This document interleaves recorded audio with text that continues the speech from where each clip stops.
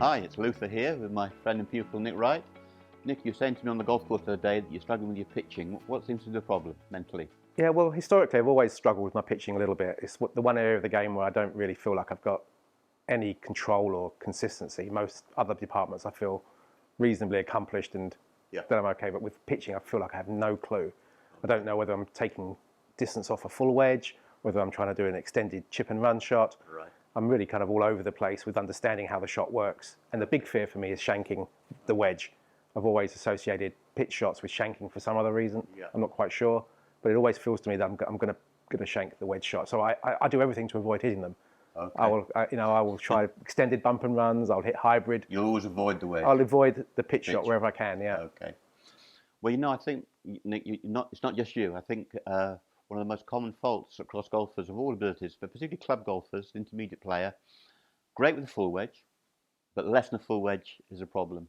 Now, we must remember that chipping is non-wristy and pitching has wristing. So on the premise, Nick, that you hit the wedge 120 yards, that would be a full swing with full wrist cock, okay? Yeah. So let's do that for us. Just hit your normal full wedge with wrist hinge back and through, and let's send that ball 120 yards through the air.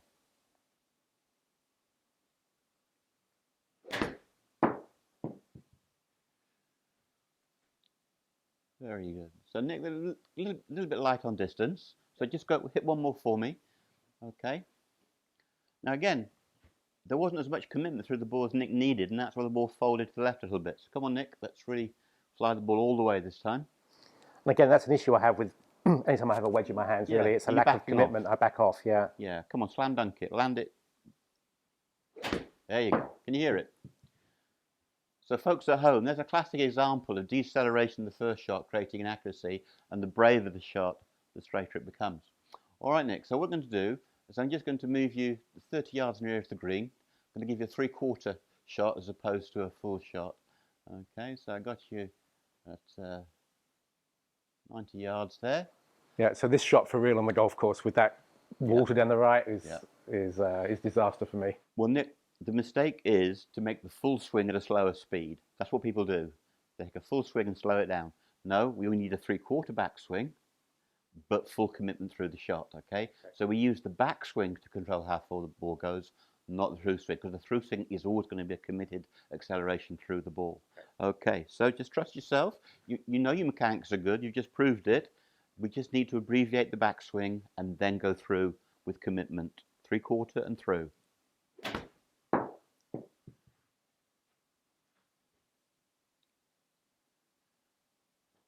Well, the folks at home won't believe that, but that was take one. So Nick, well done. I don't believe it. Yeah, no, but you did a great job, okay? So that's true. The trick is to reduce it still further. So what I'm going to do, I'm going to move you even closer and see if you can do the same again. I'm just going to move you a little bit nearer. So I've got you in at 70 yards now. Okay, so this is going to be half a backswing, but with full commitment. Okay.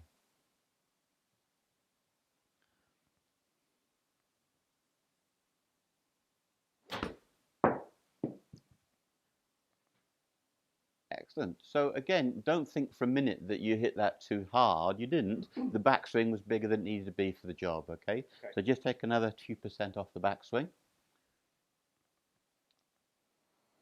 But hey, at least it went in the water long as opposed to right. It's quite a big water hazard, the Pacific Ocean.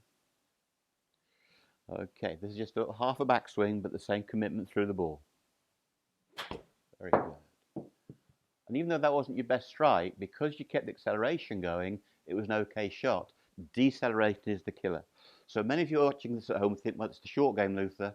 It's about being gentle and being balanced soft. No, it's the opposite. All short game theory is about acceleration and smooth acceleration. So Nick, you couldn't accelerate from a long backswing. By reducing the backswing, it permits acceleration. But the thing I feel about your basics, Nick uses his wrists back and through, which is essential for pitching. And when you are nervous and afraid of the bad shot, you get tense. How did that feel? No, very different actually. I've never really hit shots or pitch shots with that restricted or that abbreviated backswing like that. Right. And so it's very odd to accelerate through from that position. And so the great thing for me was that I didn't even sniff a shank there. No. No, you won't. Okay, just put the icing on the cake. Let's do it again. So really quite a small, neat backswing, and let's fizz it in there. A little half a backswing and through. There you go. You see, once you tell your body to reduce the backswing, it then instinctively wants to accelerate. So there we have it.